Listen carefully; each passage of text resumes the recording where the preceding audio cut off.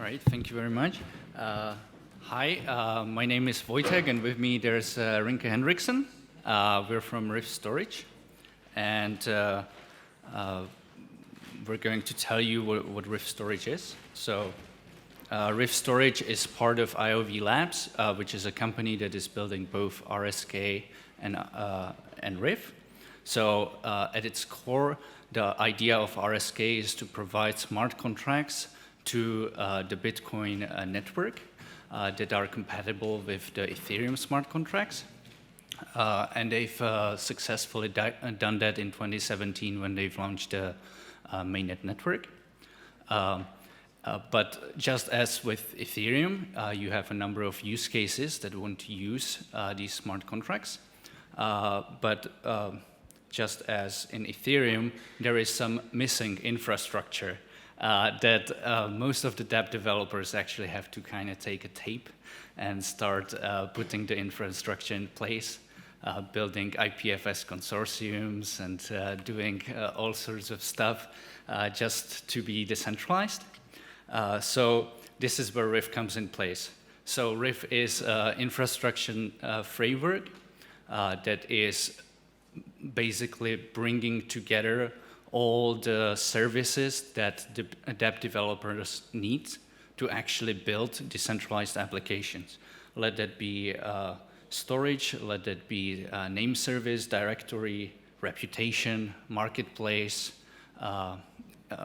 We've identified 6 services right now, but there's also a few more that we are thinking of building.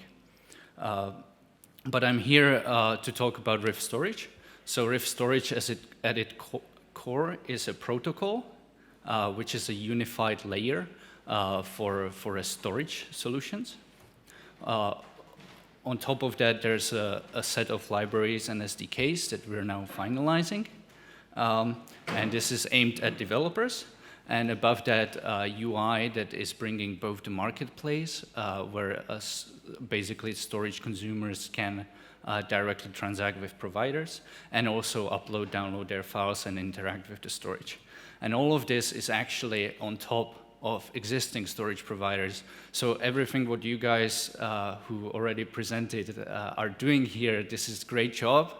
You're doing a lot of very important stuff, and we just want to put that all together and make sure that for dApp developers, it's very easy to just use this solution. And if they need something that maybe Storj is better at or Swarm is better at, they can like seamlessly switch between those two.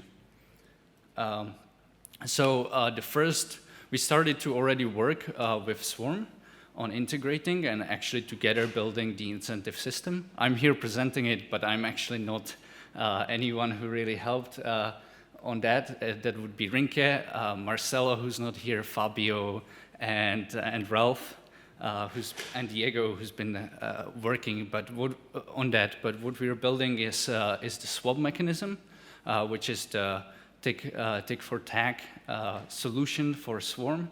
And this is the first incentive model where essentially if there's an imbalance in the network between providers and consumers, it allows people to pay. And for that, we've come up with this internal unit called Honey, which is actually counting this service provided, and that is then denominated into different currencies and settled outside of the Swarm network on basically any supported blockchain that the peers agree with.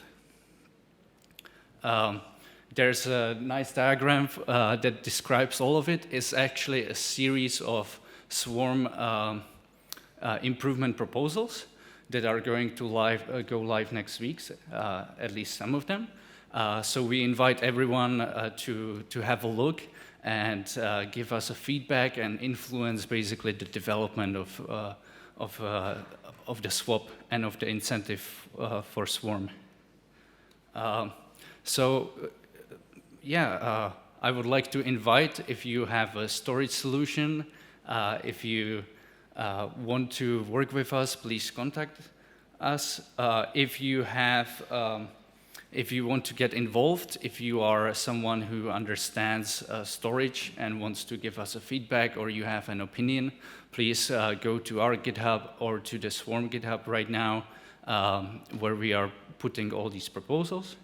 And we're also hiring, so if you are looking for a job to work on Swarm or to work on storage or RSK or anything, please hit us up. Thank you very much.